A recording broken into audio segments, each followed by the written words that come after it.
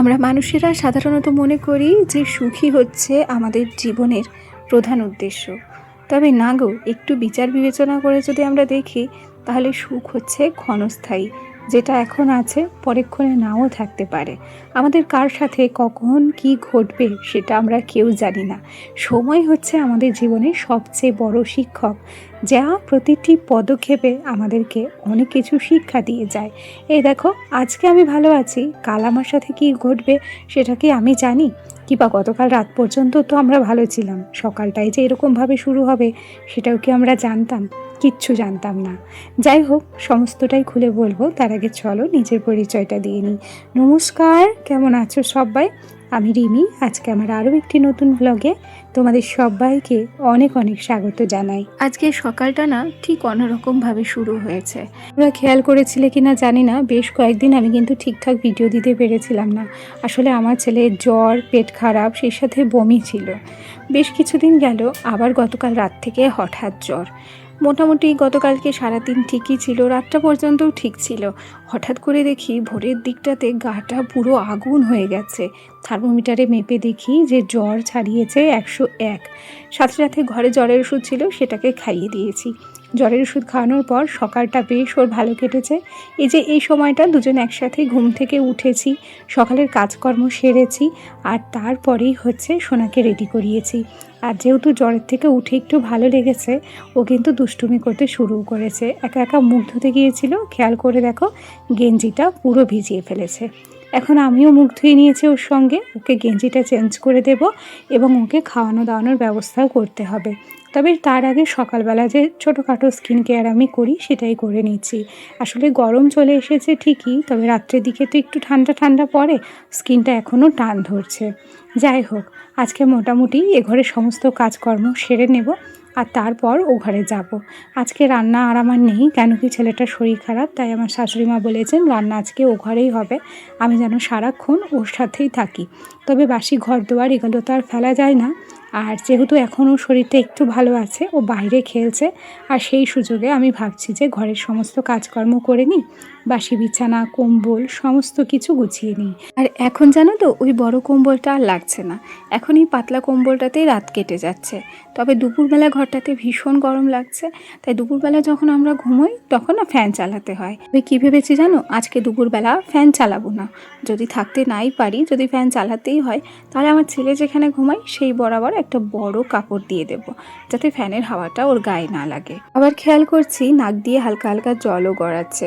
আসলে না, এখন ওই ভাইরাল ফিভারের সময়টা চলে এসেছে, মনে হয় প্রত্যেকটি বাচ্চাকেই সাবধানে রাখা উচিত। আমার ছেলেটাও কিন্তু সাবধানেই থাকে, তার মধ্যে দিয়েও না একটু জল ঘাটাঘাটি করে বেশি, একটু দুষ্টুমি করে। কিসের থেকে যে আবার জ্বরটা হলো সেটা জানি না। তবে না, আমি এবার একটুও দেরি করিনি। গত মাসে যখন ওর শরীর খারাপ ছিল, ওকে ডক্টর দেখিয়েছিলাম, তখন ওকে ব্লাড টেস্ট দিয়েছিল। আর এবার না ঝটপট করে আমরা ব্লাডটা টেস্ট করতে দেব। আজকে আমি ফোন করেছি, বাড়ি এসে না ব্লাড কালেক্ট করে নিয়ে যাবে। আর সেই সাথে ওর একটু ইউরিনটাও টেস্ট করতে দিয়েছে, সেটাও আজকে করতে দেব। যাই হোক, তোমাদের সঙ্গে কথা বলতে বলতে বিছানাটাকে কিন্তু সুন্দর করে গুছিয়ে নিয়েছি।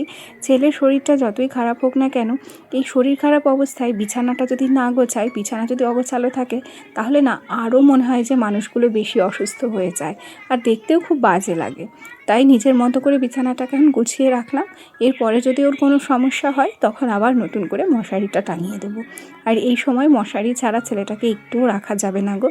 যাই হোক, যতটুকু পারি বিছানাটাকে একটু গুছিয়ে নিলাম।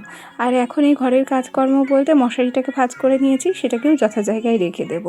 গোছানো গাছানো ঘর বাড়ি আমার ভালো লাগে ঠিকই, তবে জানো তো, সব সময় যে গুছিয়ে রাখতে পারি তাও কিন্তু নয়। তবে চেষ্টা করি নিজের মতো করে গুছিয়ে রাখার। আর আজকে যতটা কাজকর্ম করছি, সমস্ত কিছু একটু হালকা পাতলার উপরেই করছি। আর যেহেতু রান্নার চাপটা নেই, সেজন্য টুকিটাকি কাজগুলো করে নিচ্ছি, খুব একটা চাপও লাগছে না। তবে কি, গতকালকে বুদ্ধি করে বেশ কিছু কাজ আমি রাত্রে করে রেখেছিলাম। গতকালকেও ঘরটা অগোছালো ছিল, সন্ধেবেলা আমি সমস্ত জামা কাপড় ভালো করে গুছিয়ে রেখেছিলাম। আর তারপর রাত্রে যে সমস্ত খাওয়া দাওয়া করেছিলাম, থালা বাসনগুলো ছিল, সেগুলো আমি রাত্রে ধুয়ে মেজে গ্যাস ট্যাস একেবারে সব কিছু পরিষ্কার করে রেখেছিলাম।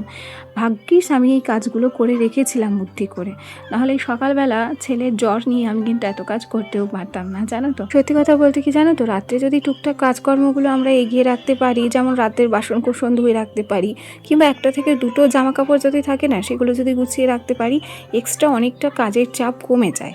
আর সেই সাথে যদি গ্যাসটাকেও পরিষ্কার করে রাখা যায়, তাহলে তো আর কোনো কথাই নেই। সকালবেলা উঠে কোনো রকম বাসি গ্যাসটা সাজো করলেই কিন্তু হয়ে যায়, অতটাও বেশি গ্যাস তখন পরিষ্কার করার লাগে না। আর কি বলো তো, আমি যতই রাত্রিবেলা গ্যাস পরিষ্কার করে রাখি না কেন, সকালবেলা যদি গ্যাসে একটু জলের ছিটে না দিই, তাহলে আমার মনে হয় কি যে গ্যাস আমার বাসিই রয়ে গেল। গতকালকে আমি পরিষ্কার করেছিলাম, তাও সকালবেলা কিন্তু একটু মুছেই নিয়েছি।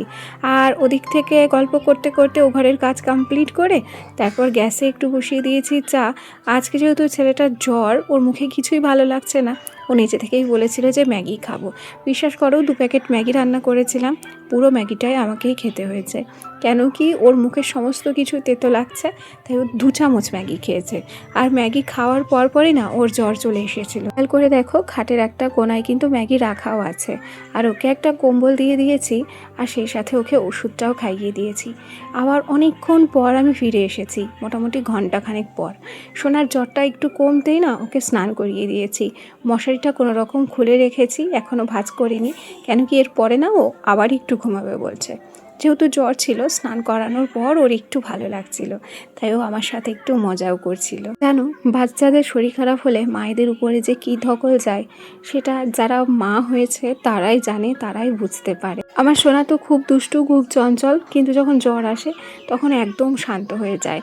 যখনও দুষ্টুমি করে তখন তোকে কত বকাবকি করি, তবে শরীর খারাপ হলে কিংবা জ্বর আসলে যখন ও শান্ত হয়ে যায়, তখন আর ভালো লাগে না। তখন মনে হয় ও দুষ্টুমি করতো, সেটাই মনে হয় আমার ভালো লাগতো।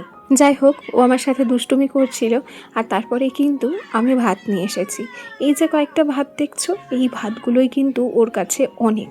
ও এত ভাত খাবে না ঠিকই, তবুও মায়ের মন তো মানে না, একটু বেশি করে ভাত নিয়ে এসেছি। এমনি তো সারাদিনে কিছু খাচ্ছিল না, যদি একটু 2-4 গাল বেশি খেত তাহলে হয়তো ভালো হতো। তবে সত্যি বলি, ওর এক অংশ ভাতও খায়নি। কোনো রকম ওকে ভাত টাত খাইয়ে আবার ওষুধ খাইয়ে দিয়েছি, কেন কি জ্বরটা আবার এসেছে। আর তারপরেই ওকে শুইয়ে দিয়েছি। আর এখন বাদবাকি কাজগুলো বলতে এই টুকিটাকি ধোয়া পাখলা কাজগুলো, এগুলো তো আমাকেও করতেই হবে, সেগুলো করেছি। আচ্ছা, আগের দিন রিয়া অফিসিয়াল আইডি থেকে রিয়া আমার কাছে জানতে চেয়েছিল আমি আমার ভিডিওতে কোথা থেকে ব্যাকগ্রাউন্ড মিউজিকগুলো সেট করি এবং সেই মিউজিকে কোনো কি কপিরাইট দেয় না।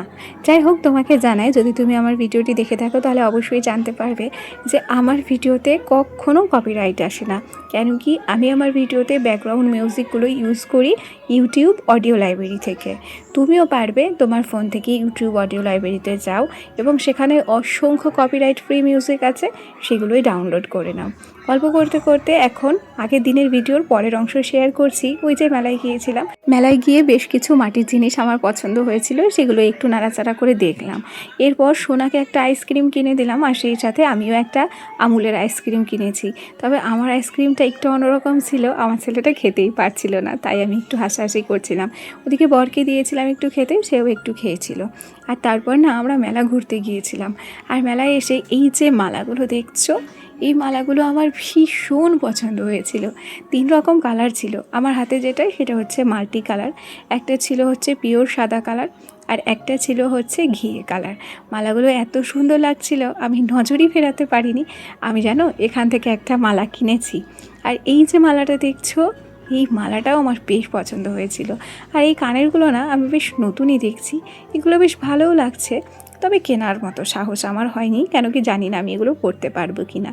আর এরপর এই ফুলগুলো আমার ভীষণ পছন্দ হয়েছে, আর বরের কাছে আবদারও করেছি ফুলগুলো কেনার। খুব তাড়াতাড়ি না হলেও বেশ কয়েকদিনের মধ্যে ফুলগুলো হয়তো কিনবো। যাই হোক, আজ তবে আসি, আগামীকাল আবার দেখা হবে। টাটা সবাইকে।